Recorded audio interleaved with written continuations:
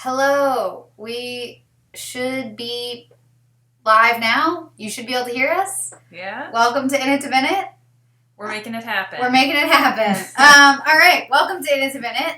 We are self-producing today for the first time ever. So if there's audio or technical issues, it's all our fault. I'm Genna, one of your regular co-hosts of Vin It. I'm Vashti, the other one. And we have a guest with us today. Cade, you want to introduce yourself? Sure. My name is Cade. I am in West Philadelphia. That is where I live. And I'm from North Jersey. And Genna and I, that's where we hail from. That's where we hail from. Do you want to introduce whoever's on your lap right now? Oh, sure. We'll go for a little tour. So this is my foster dog, Sweet Bear. She's awake and also fast asleep. That's all the time. And then this Sesame Street character is Meta. This is that's my beloved, my darling cat. So everyone's surrounding me right now. Amazing. Mm-hmm. Oops. So today, in It's a Minute, if you're new here, is a show where we really talk about all things Vin Diesel. Yeah, we are working our way through a curated version of his filmography. So we've done Iron Giant, Fast and Furious. There was another one, Pitch Black. And today we're going to talk about a movie that neither of us have ever seen, Knockaround Guys. This is the first time we've done a movie that I've never seen. Yeah.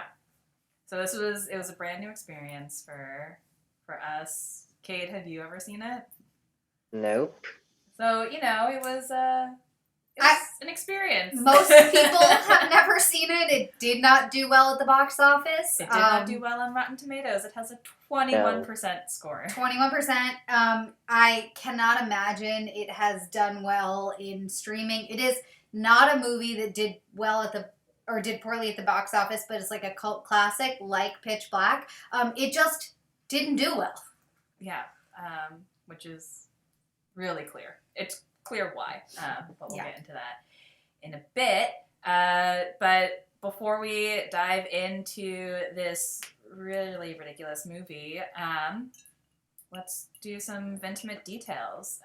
Cade, you're new here, new as a guest.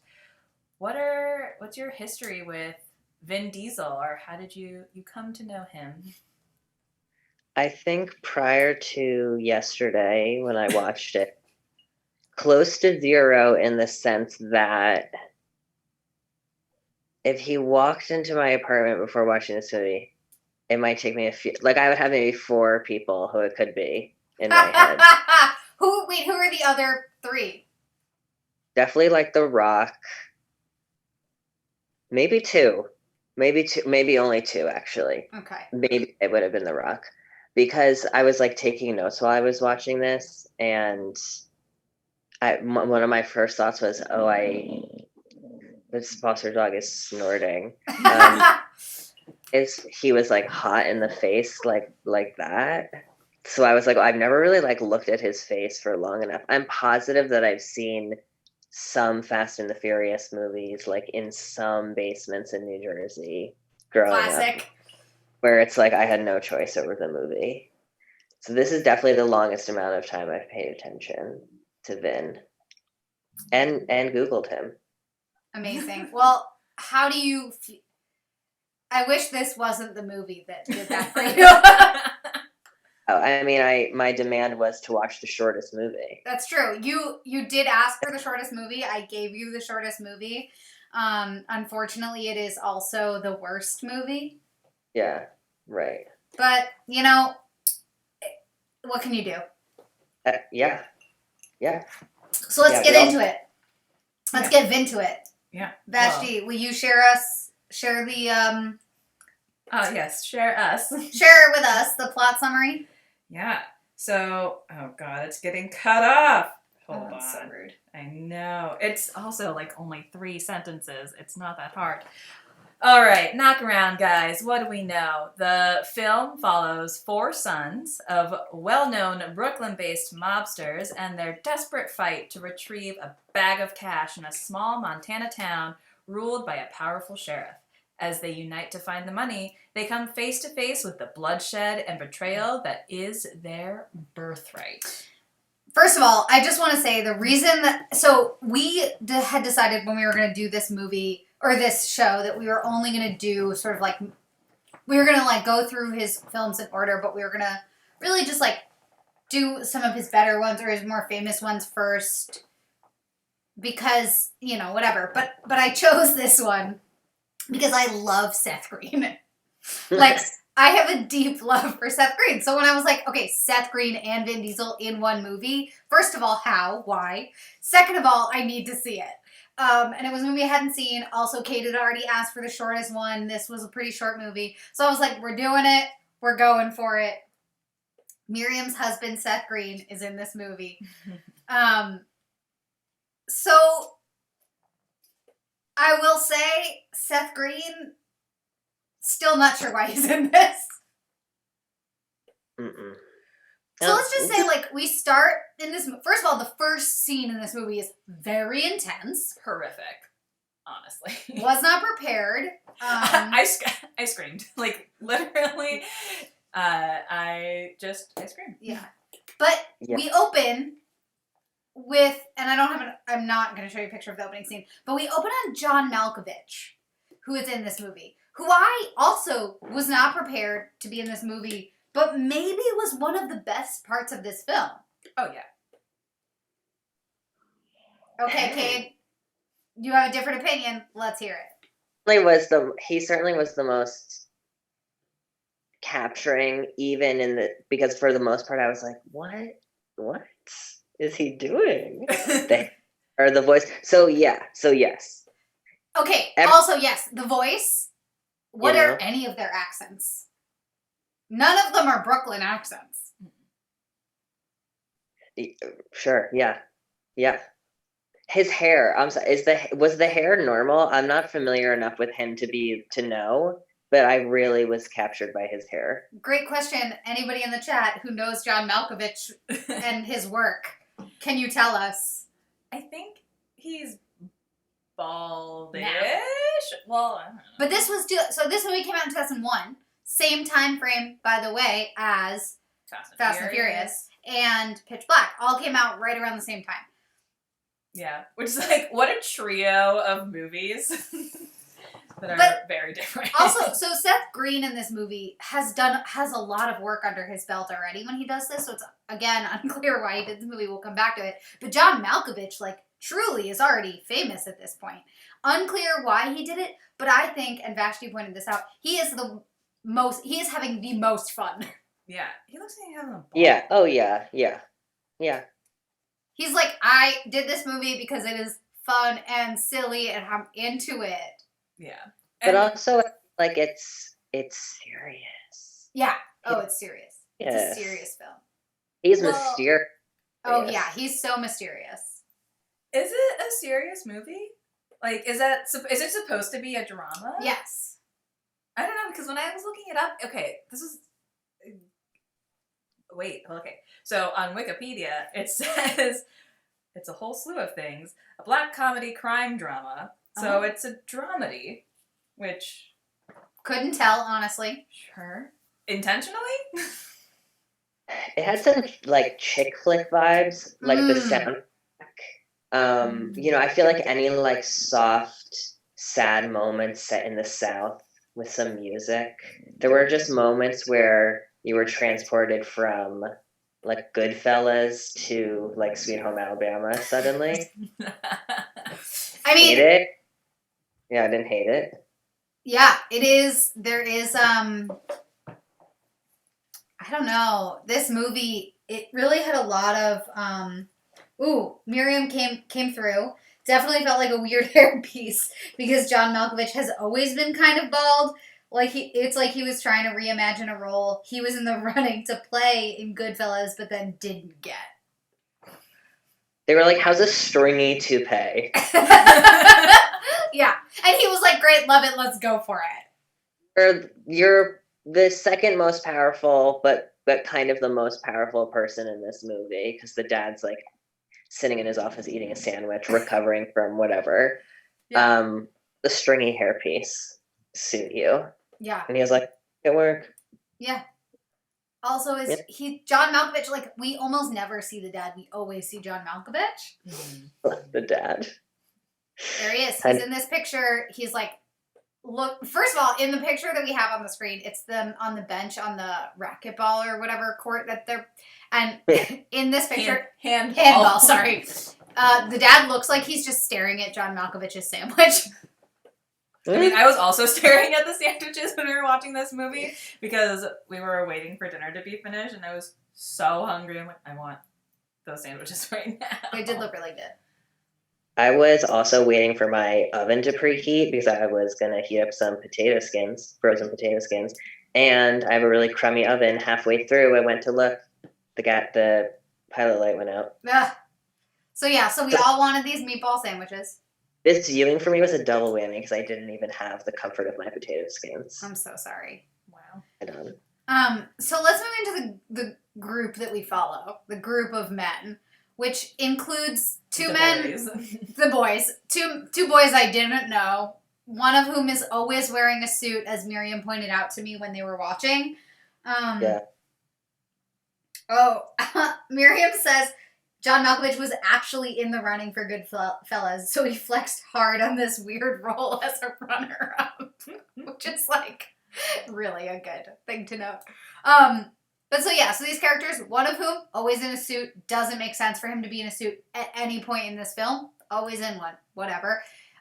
Then we have Seth Green, who, just look at him. One of these things is not like the other, and it is fully Seth Green. And then our main man, Vin. Yeah.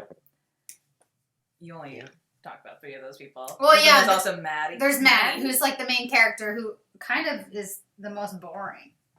Yeah. No, I guess the guy in the suit is the most boring. I don't even know his name. What's his name? I don't know. I didn't know anybody. I didn't know anybody's name in this movie. Didn't care to figure out anybody's name in this movie. Yeah, hence why I just called them Seth Green and Vin Diesel, because that's why I know them. Yeah. Well, the hair. Are you talking about the guy with the hair? Yeah, the flip. It's like, I gotta go. Yeah. Yeah. Is that Chris? Or that's Chris? So, yeah, I mean, we're all on the same page. Yeah. I mean, so here's the thing, right? This movie follows these 4 who, the 2 on the left are trying to live up to their father's names, right? Their fathers are, I can tell you the guy in the suit's last name is Scarpa.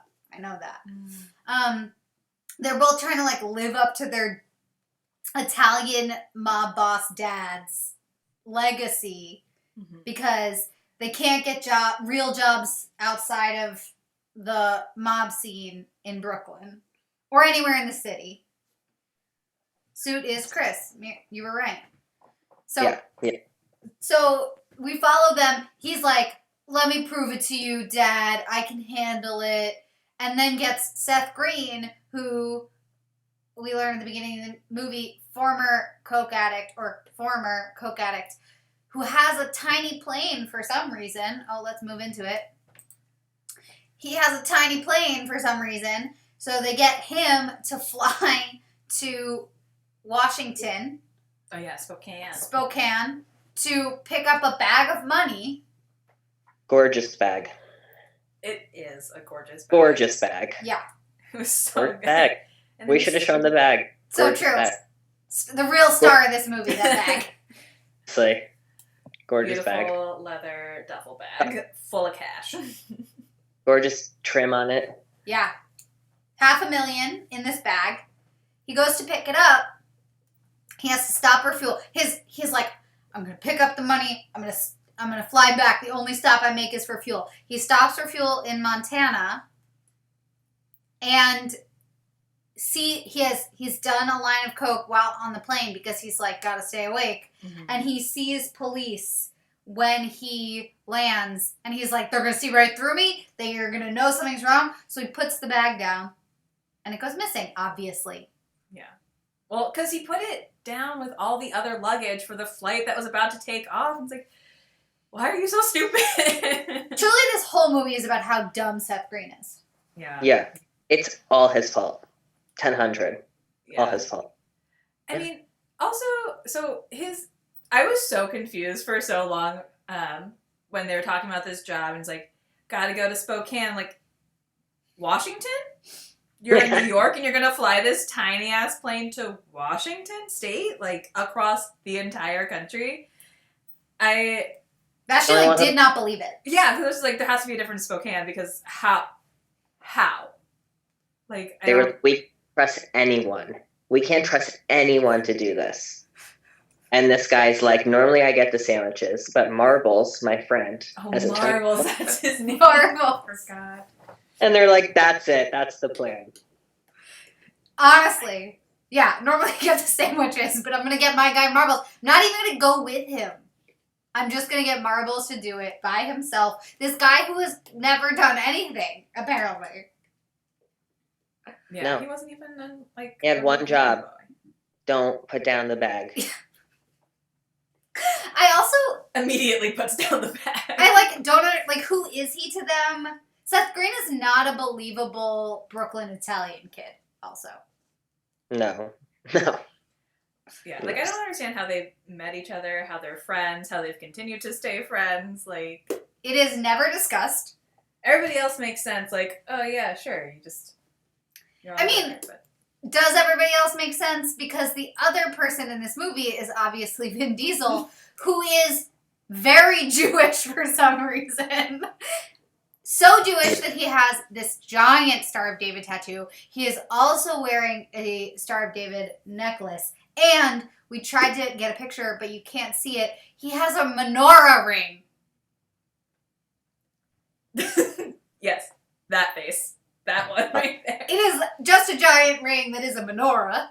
I know. It was at the scene when they're at the gun range and Vin and Maddie are having their little heart-to-heart talk about what they're going to do. And I see him take a drag of a cigarette, and, like, it's so quick. But I'm like, wait a second. Does he have a menorah ring? We paused. We rewound. We paused again. Sure enough. Big ol' menorah ring. Honestly, it's like if there was, like, a Party City costume. So, like, nothing says Judaism like a massive tattoo of a Jewish symbol. Like, that's not really, like, our vibe as much. No, in fact, so Kate and I, both Jews. Miriam in the chat, also a Jew. I'm in the chat. The thing is, if Hammy is here, also Jewish. The thing is, if you're like really religious, you don't get tattoos at all. In fact. Yeah. So the fact that he's like, Miriam is literally alone. It's just Miriam in the chat. Well, Miriam, glad you're here. We should just zoom you in. You can join the show. Yeah, he's literally just and the thing is, first of all, Vin Diesel doesn't make a convincing Jew. I know. He wears his heart on his sleeve. He at one point is like, my mom is Jewish. That's the only... And then he's like, so they'll never trust me. He makes like, he says like one Yiddish word or something, you know, like a oy vey. They pepper it in somewhere, I think. Yeah, they make some sort of little joke. There's also like no reason for him to be Jewish, except for the fact that like it's like to make him not, you know, like it's the reason he's not a mob boss or whatever, or like really in on it, is because he's Jewish. Yeah, but yeah, mostly it just... But more believable could have been that he's Dominican, which, like, he is. Right. Just like, this is not a stallion. This is not 100% Italian stallion here. Right. Like, don't you have to be... Right? Yeah. In good Like whoever the schmuck, Yeah. he's okay, yeah. Exactly. Like, all they had to do was be like, oh, you're not Italian, you can't be it. Yeah. Instead, they were like Jewish. They're Jewish. But like, so Jewish. Just be. Vashti is knocking everything over here. Yeah, just so Jewish. Didn't make any sense. Truly, also, I really wish we could have shown you the menorah ring. Who has a ring of a menorah? Like, now I want one. If you can find me one, please. Or mezuzah. No, a menorah. Or It is a menorah. Like, just a big silver ring with a menorah on it. Oh, yeah, it's great. A mezuzah, like, might even make more sense. I don't know. Like, oh, it's kind of, I don't know what the politics are around it. Yeah. But I kind of like it. Yeah. So anyway, Vin Diesel. But so this scene, right? This is the scene where you know it's a Vin Diesel movie, not just like Vin Diesel is a side character. Because this is the scene where he gives a really long monologue right before he starts a fight. Yeah, I'm glad you filled me in on that detail, because I wrote in my note cringe VD monologue. Nice tank top reveal, Madonna. He loves a tank top. Yeah. He loves a monologue. He loves nothing more than to tell you all about why he's about to start a fight with you. Yeah. Except maybe family, which he loves the most. Yeah. Sure. But he's a part of this family in one way or another, Yeah. This whole monologue was so stupid. It's like, and when I was like looking it up earlier today, everyone was talking about like, oh yeah, the 500 monologue, it's so good, like that's a thing that people cling to. And it's like, this is what people cling to. The 500. Oh right. Because it's like it's all about how 500 fights. That's how you that's what you work up to, so that you can. I truly don't even know what the thesis of it is. But like, that's how you know you're a tough guy. Oh yeah, how you're a tough guy, or you can like start a fight. I don't know, but it's this whole thing. People really cling to it. I don't understand it. He's basically just trying to He's trying to prove his masculinity to this guy in this puffy vest. And the whole point of it is to like prove that, because they want the punks, the people who stole the money, who are like literally just two stoner kids, to come forward because they're scared. But in order to make them scared, they have to like take out the scariest guy in town. The scariest guy in town is this guy in this puffy vest.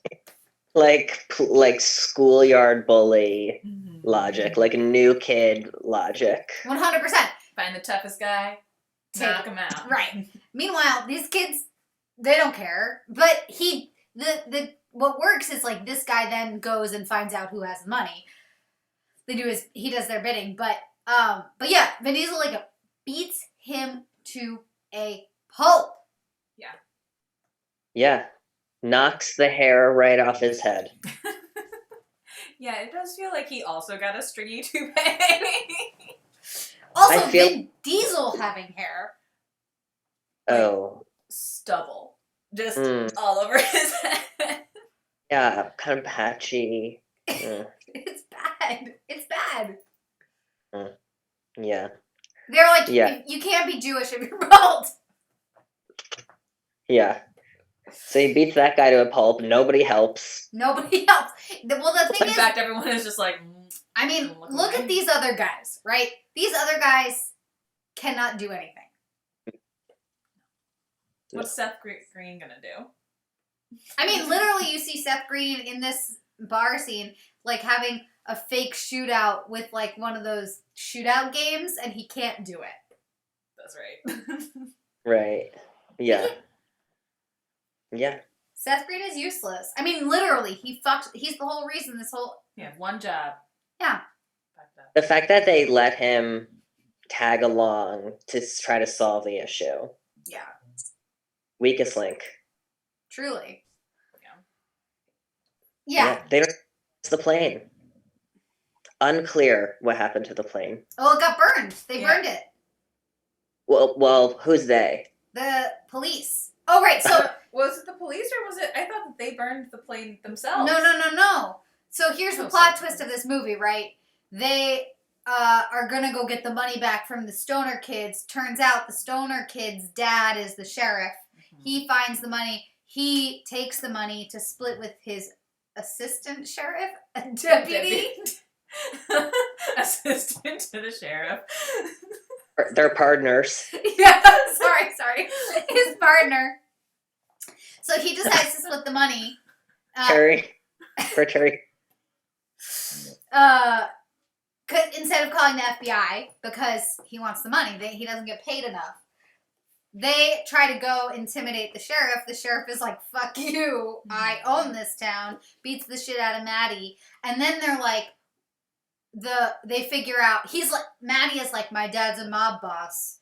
And they're like, okay, whatever. And then I like that Maddie was trying to throw around his dad's name, but he's like in fucking Montana, and like these people had no idea what he was talking about. He's like, "Do you know who I am?" He's like, no, but I don't know who you are. Luckily for Maddie, both of these guys watch like top crime boss shows on A&E. Oh yeah. Well, it was all in like the context is that it was like all in the news that like top mob bosses were being brought down. Yeah. Yeah, and I think it was early internet days, and so they got like a fact. They're like, I didn't Google. Yeah, they got that facts. Like they're like crime blot or whatever. And then he was like, oh. Right, so he's like, oh shit, that's true. And then the deputy is like, they're gonna come here, oh no. And the sheriff was like, we can't let them leave. And they light the plane on fire. Oh, genius. Wow. And then they're like, sorry, Marbles. Sorry, Marbles is right. Truly the only thing Marbles has at all in his life, and the only thing he has going for him. He didn't deserve damn plane. Well, that's safe if he wasn't a dum-dum. So true.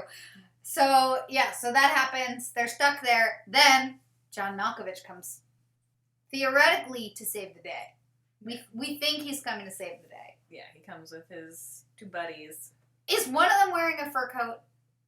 Absolutely. Yes, 100%. At least, yeah. It's my favorite part of this. It was so good. I love a fur coat. Yeah. So they come, they're like, we're here. We're going to figure out what's going on. They figure out that the sheriff is like ex-military. They make a whole plan. Maddie is like, please don't kill Marbles. Yeah. He's like, don't kill me or any of my friends. Yeah. Spoiler alert, they kill Marbles. And it's Scarpa. Forever. It's forever. Well, so they kill Marbles separately. Scarpa has tried to get Marbles to escape with him. Right. Marbles is like, I'm sticking around because it's my fault. Also, this is like kind of what he sounds like because it's Seth Green and he's like, ah! Oh yeah, he drops his fake accent like halfway through this movie. He's like, I just have to be a little baby Seth Green. Yep. Sweet Bear is adding to the conversation over there. Sweet Bear, I know the movie was a snooze. But so, okay, so the sheriff is like, meet me at midnight at the meat terminal. Beef terminal. Thank you, the beef terminal. Spent a few nights there, you know. It does sound like a gay bar. Honey, that's what I'm saying. So they're meeting him at midnight, beef terminal. It's unlocked. Beef terminal. Yeah. It's unlocked. Go right in. Make yourself at home. Yeah. We'll be there with the money. Maddie thinks that everyone is left except... Oh, we can't forget the heart-to-heart. The heart-to-heart between Maddie and Vin Diesel, where that's honestly, when we learn... I don't actually even know what happened in that. I was so distracted by the ring. Multiple heart-to-hearts. True. They do share a hotel room. They have a heart-to-heart on the gun range. But this is when we see their family, right? This is their family. Even though they're like, you know, even though Vin is Jewish and not part of the mob scene, their family. And the family looks out for each other. Taylor tries to tell Maddie, this isn't for you, right? Like, this isn't your scene. This is my scene, but it's not your scene. And Right. Maddie's like, I got nothing else. I got to prove it to my dad. Yep. So then they go to the beef terminal. Yeah. And they go to the beef terminal together, Mm-hmm. and they work it out. They work it out. Maddie thinks everyone's left except Vin. Marbles is dead. He doesn't know that. And then John Malkovich and his friends are there. And obviously the sheriff and his partner. Sheriff and his partner. And then Sheriff's cousin, who is the guy in puffy vest, tough guy, shows up. And there's just a shootout. Except the shootout is really between John Malkovich and co. and Maddie and co. Yeah. The sheriff and the partner die. Other guy died. Everybody dies except Maddie. In the shootout, everybody dies except Maddie. Vin gets shot. And then it's John Malkovich. And then turns out John Malkovich organized the whole thing. He's been stealing from Maddie's dad. So Maddie Kills him. finally pulls the trigger, literally, for the first time in his life. His uncle, On his uncle. who the whole movie has been saying, Maddie, it's not for you. Exactly. And it's just kind of like, okay, so, you know, all right, you killed him. I guess that shows him. That shows him. He's dead. Your uncle's dead. Come Now on. your uncle's dead. Vin survives, Thank obviously. God. Come on. He never dies. Vin never dies. He's invincible. Just a little shoulder graze. Just a little shoulder graze. Nothing. It's nothing. As Nothing. Miriam pointed out to me when they were watching this, though, when we come back to New York and Maddie delivers the money, Vin is there, his bandages are just covered in blood. And it's like, have you changed them? Are you still actively bleeding? Well, they got there overnight. And also, is he going to go to... There was like no cleanup. And I feel like there's usually some pretty good cleanup that happens. But there's no cleanup of that shootout. Is Marvel still just in the trunk of that car at the beef terminal? Also, What? how did Mob Boss Dad know that John Malkovich was dead? Well, I think that Maddie probably called him. Told him everything. I don't know. No, I also was like, is the news out? Or like... Because when he gets there, he's like, you know, thanks for cleaning up Teddy's mess. He's been stealing from me, blah, blah, blah, blah, blah. And it's like, did you know that the whole time? Well, I don't think so. I didn't even get the impression that the dad was saying in that moment, thanks for killing him or whatever. Like, did he even know at that point? I think he knew. It was very unclear. But Here's my I think he found out because of this. Right. Here's my biggest question. Okay, so the bag has $500,000 in it. Uh-huh. So these boys steal it. They buy these like street luges. They buy Slim Jims, right? Like they go through some, but in this whole scheme, they always act like this bag is full. He comes back, he plops it on the desk. He's like, bada bing, bada boom. I'm like, there's money missing from that bag. A lot of money missing from that bag. Yeah, but like also how much money? Because those street luges, like maybe tops like a couple thousand. Also, though, And this is Montana in 2001. So That's true. are they a couple I thousand? don't know, a couple hundred, maybe 1,000. What do you say? They probably had to ship them in. You think the street luge factories in Montana? I don't think so. Who knows what's in Montana? I don't know. They got it pretty quick. Yeah. Like they got it the next day. I feel like they went to a street luge store that's just in town. Since when is the mob like, oh, if it's down a couple thousand, it's no problem? So true. Yeah. Then again, everyone's dead, so who's going to take the blame? Right. And then Dad is finally like, Maddie, you want in on this business? And Maddie's like, No thanks, Dad. I'm out. Heck. And then, him and Vin, I guess, just drive off into the sunset, or Which brings us into not a car movie, Yeah. not a heist. Mm-hmm. The recurring themes of Vin Diesel's movies. Vin loves to end a movie in a vehicle. Gorgeous. Yeah. He's got to get around, you know? At one point, it really felt like they were on a like eat, pray, love kind of vacation. Like they had a hotel room, they were renting a Jeep, like they're having combos, they're going to the gun range. Like they got the guns, okay? Like I get it, you need the guns. These people use guns every day. Do they need to go to the gun range? Well, They're like- the thing is, they don't. You know, like They're just the errand boys. yeah, Maddie and Chris and Marbles like have maybe never shot a gun. They truly were like, oh, frick. Yeah, they're like, how do I do it? Well, and that's why, like, Scarpa, that's what he decided his name was? Scarpa and Marbles were like, pew, pew, pew, pew, pew, pew, like, while Vin and Maddie were having that convo. Truly. Yeah. I like imagined that they had gotten an Airbnb and while they were all doing this. I had another thought. Yeah, they never. Oh, yeah, getting the guns. The guy who sold them the guns so easily bought. He was like, Yeah. nope, no strangers, no stranger in you. Also, for only $100. Yeah. Yeah. To get Yeah. that kind of silence for $100? Yeah. In your town. Yeah. I don't know. Seems fake. Yeah.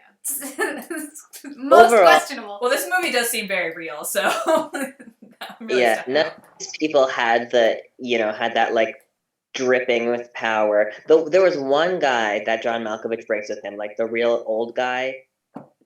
You knew, like he was powerful. He'd fuck you up. But He reminded me of Hitchcock. Mm-hmm. Yeah. Yeah.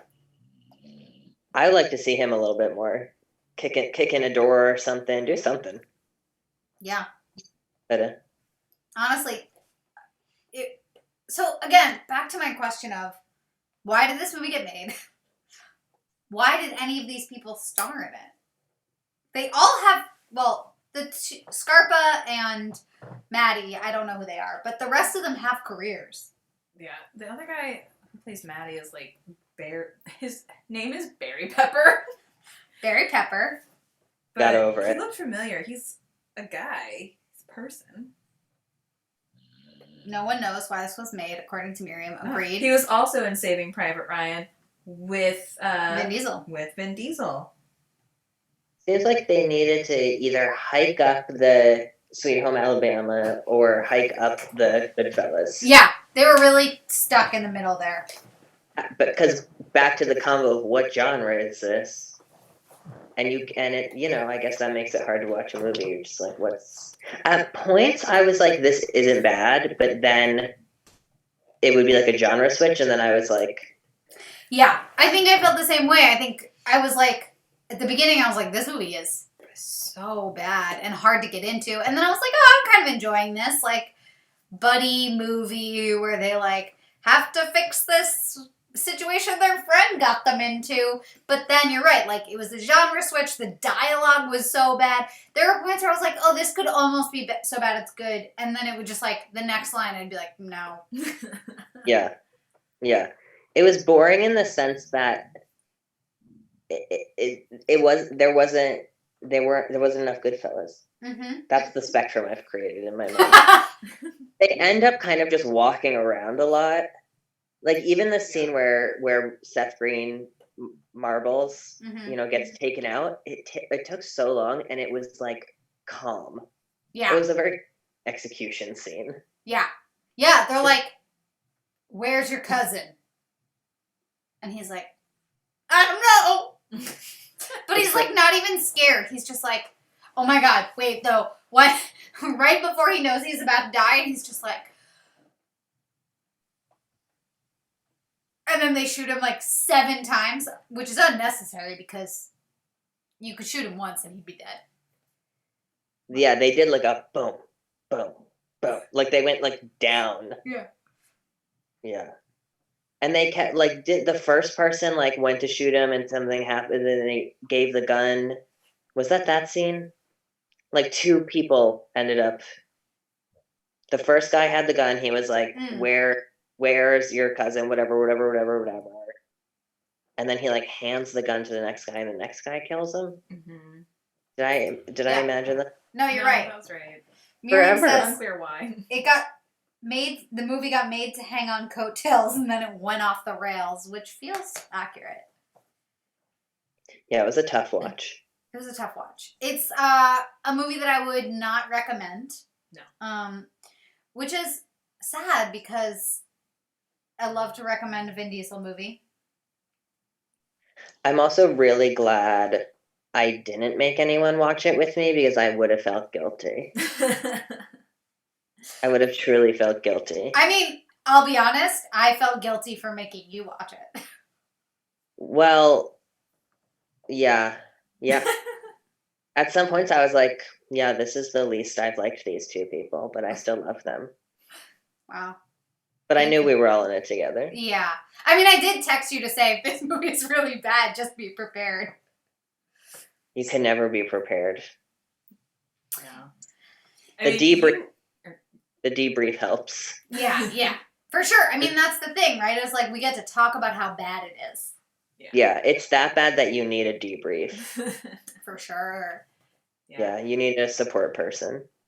I think for like the first 20 minutes of the movie, Genna just kept asking, like, so do we have to keep watching it? At what point do we call it quits? Like, why do we have to watch it? Could we watch a different movie? I did do all of those things. So long. But then I was like, all right, we're in it now. Yeah. You know, I could have been so easily swayed. If you were like, we're minutes in, and I would have been like, I'll stop right now. 100%. I knew you could have been swayed. You let me know. The biggest question would have been, what movie do we watch instead? I mean, Vin Diesel does have an extensive career. Oh, yeah. I mean, there are so many. But, so I will say, things, to bring it back to Vin, specifically, this movie does carry some of the things that really show up in Vin Diesel movies, right? We talked about not a car movie, not a heist movie, but also family, obviously. Tank tops, loves a tank top. It's got to show off those shoulders and those arms. Those boulder shoulders. Oh, dreamy. And then also fake tattoos. He loves to have fake tattoos for a movie.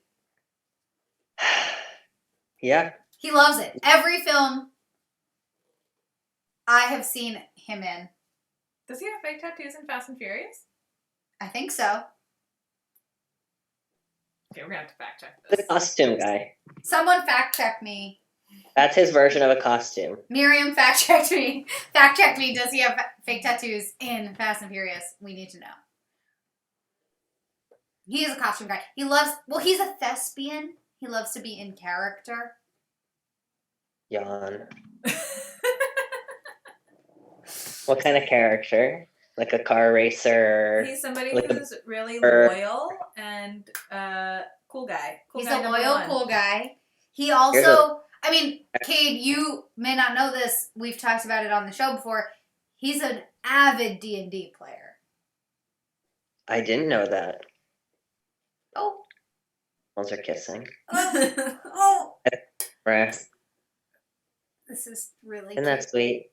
Yeah. Pretty sweet. So he's an avid D&D player. He loves to be in character of all kinds. It's true. Great. Yeah. So I think that the fake tattoos really help. You know, they like give him backstory. Yeah. He likes to be complicated. Yeah.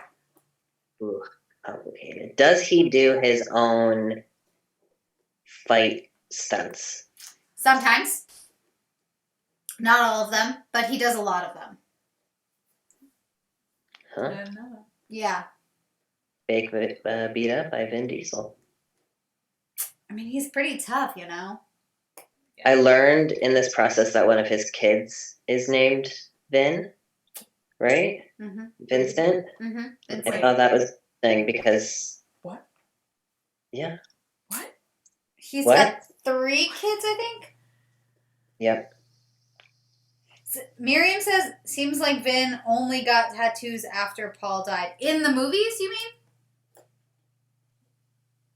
Or in real life? I'm not going to respond right away. I know. Calm down. Unsure. Yeah. Well, I'm really excited to talk about some of his fake tattoos in our next show, which is about Triple X, where he has many fake tattoos, all of which are chef's kiss. I wouldn't know. I've never seen it. So good. Oh, Yeah. in real life, he only got tattoos after Paul Walker died. All of his character tattoos are fake. So that means, yes, he has fake tattoos in Fast and Furious. But does he have tattoos in Fast and Furious? Does. I think so. I don't know. I don't know. Like I said, in my mind, he was about 3 different people. He is handsome in the face. He's handsome in the face. Yeah. Just never looked at his face for that long. He also, I mean, those shoulders. Yeah. Those arms, The you know? boulder shoulders, they're so good. He's a little beefcake, Sure. and we love a beefcake in this house. Yeah. So good. Yeah. Yeah. The beefcake is right here. The beefcake. Sweet Bear. The ultimate. Meat bear.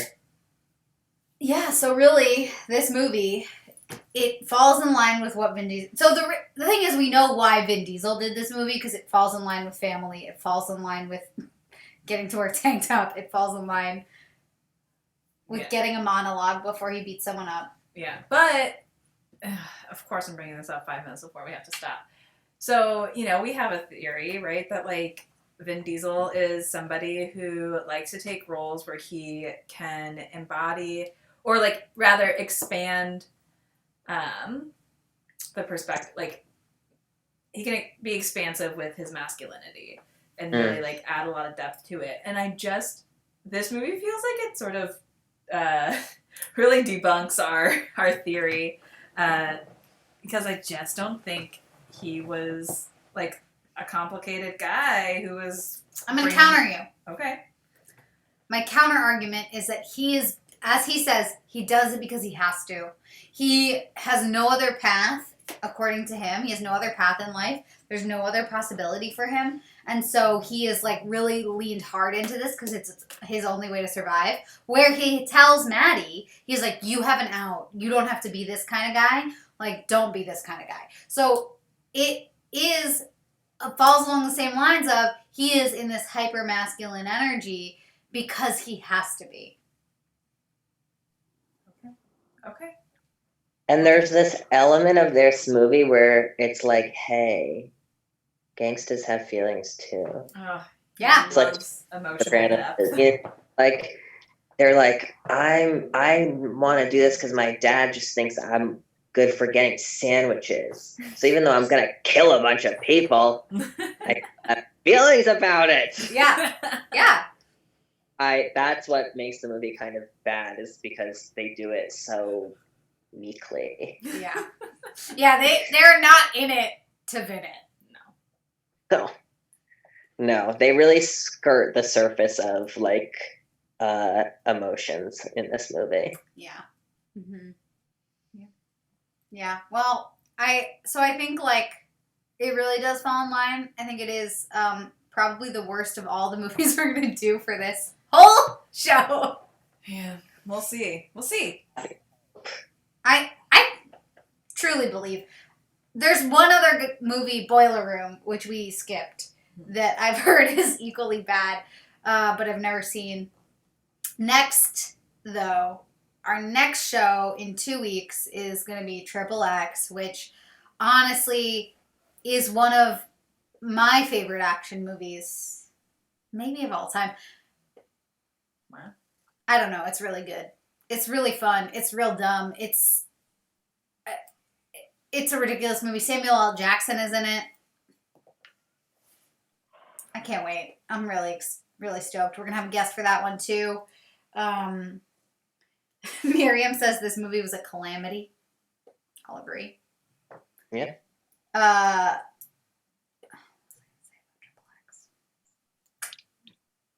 It's a movie that will also end up with a sequel. He loves a movie with a sequel. I'm really so glad Knockaround Guys does not have a sequel. Because it could. It really could. Yeah. Please don't bring it back. No. World. Let it rest. I will say Vashti pointed out today, or asked me today, if the reason that I like Vin Diesel is because I love Die Hard. And I don't know.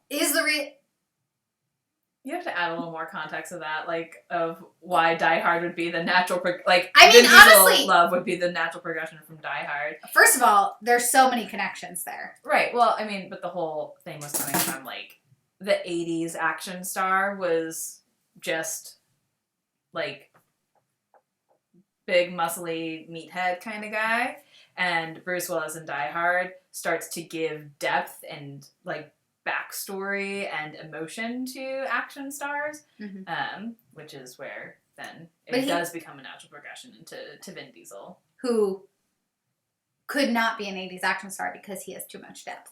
Yeah, because he's a thespian. He also, he does not consider himself an action star, by the way. Well, excuse us. Well, do you have any closing thoughts, Cade? Every time I finish a movie, every movie, because my attention span is so bad, I think, wow, I just finished a movie. And with this one, I really was like, wow, I just finished a movie. You know what? It's good to practice sitting with discomfort. We did. We all did that. We did do that. Thank you, Therapist Cade, for your for your teachings today. You can find me therapizing. Thank you for joining us on this journey. Yeah. Thank you for having me. Thank you for having Sweet Bear. Thank you for having Meta. Thank you. Our pleasure. Yeah. And for all of you who are here in this chat, Miriam. All 6 of you, I see. Please stick around. At 7 o'clock is going to be the premiere of Theater Games with Maddie. At 9 o'clock will be Trollopsisms with Cheyenne. They'll be talking about Hustlers tonight. And tomorrow at 5 p.m. is the Pop Culture Show with Dara. She is always talking about something fun. If you don't follow us already, follow us on Pop Culture Co-op here, on Twitter, and on Instagram. You can find us there. And come back in 2 weeks for some more In It to Vin It, where we will be talking about an actually exciting movie, Triple X.